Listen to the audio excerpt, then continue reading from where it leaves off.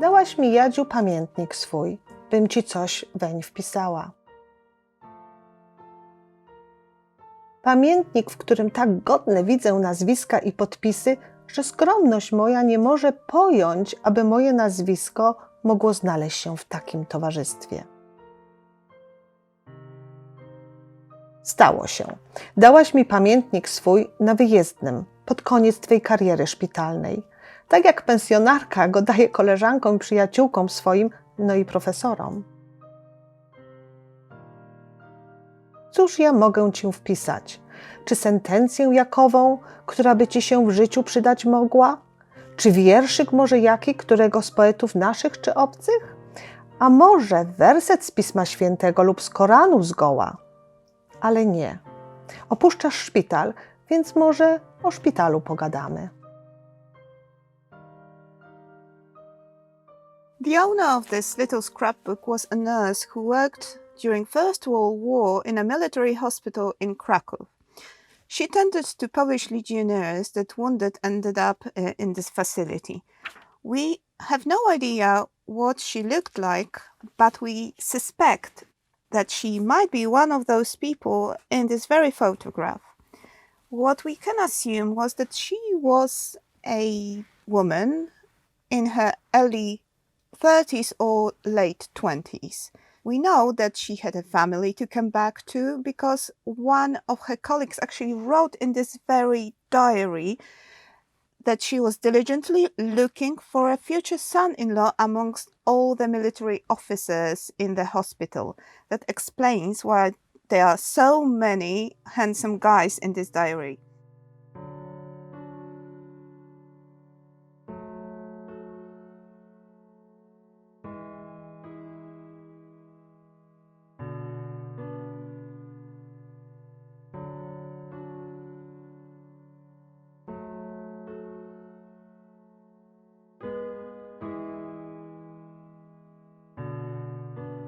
This book, presented to the Institute, is one of many items given for safeguarding, and it lets us bring back memories to life.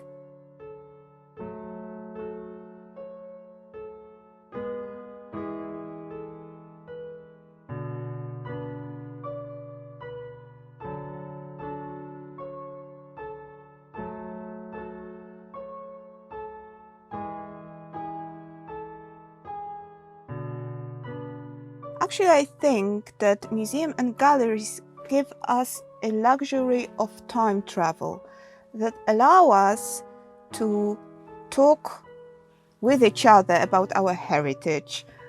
They allow us to connect with each other and discover our roots.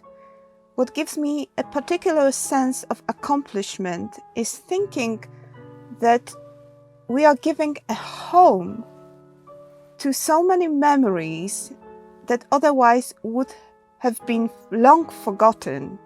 And this is why working here makes me very happy.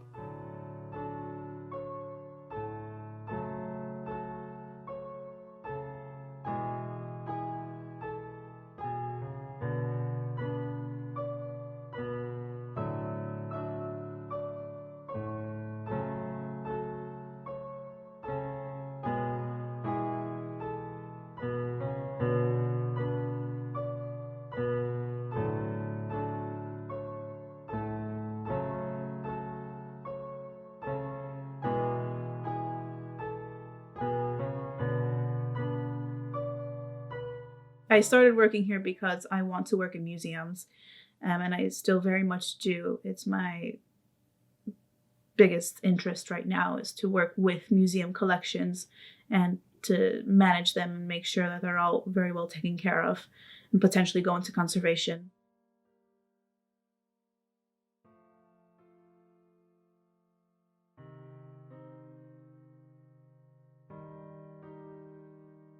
But also, throughout my year and a half here so far, I've realized that I do want to work within Polish institutions because it means that much to me. It is something that connects me to my parents' homeland, and I very much consider Poland my homeland as well. That's quite a romanticized idea. But for a lot of first, second, third generation people that have been born outside of Poland,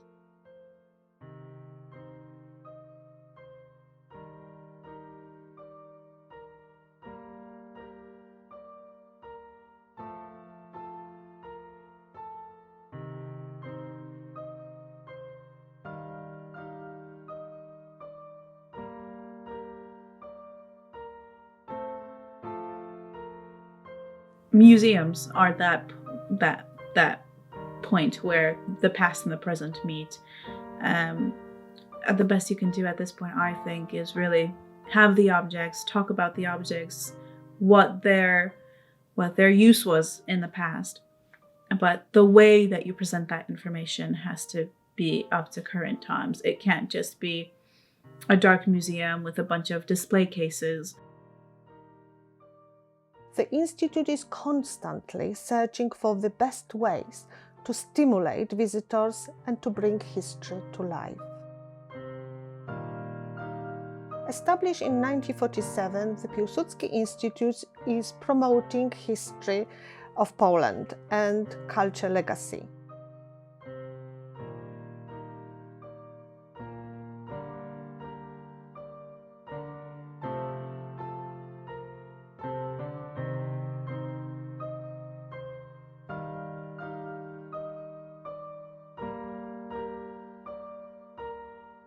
Engaging the public by means of exhibition, book launches, lectures, and celebration of important events of the Polish history. The Institute welcomes a wide range of audiences to explore and engage with its collection, to find out the fascinating history behind even the smallest of objects. Using hologram and virtual reality technologies, we are making a visit to our museum a fun place to an exciting learning experience. The Institute's activities extend beyond the walls.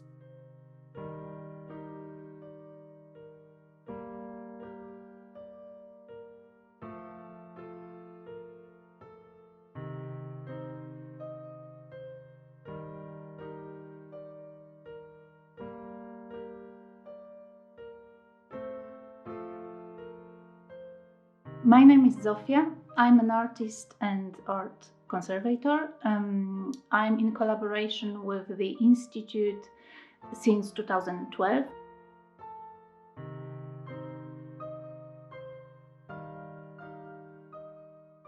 I was fortunate enough to do illustrations for Forgotten Force Art and Memory project.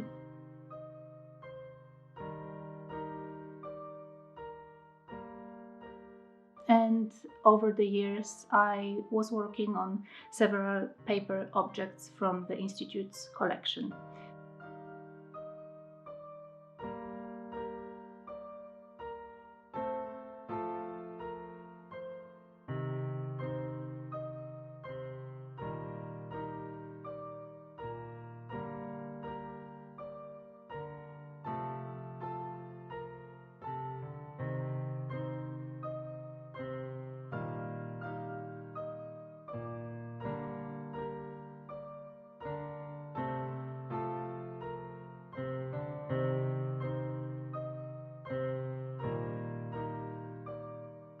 For me, the job as paper conservator is about preserving memories, and memories are telling a story. And for me, stories are very important in finding a common ground when in dialogue with the other people. Our recent projects involve documenting history through research and engagement with the public, listening to, collecting, and recording the incredible first-hand accounts of bravery and sacrifice which makes history.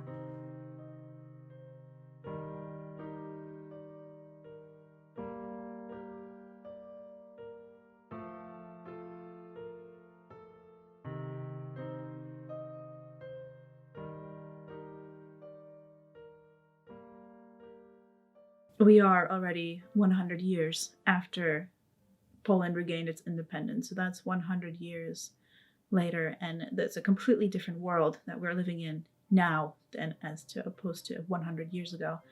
And we really need to push to really educate the future.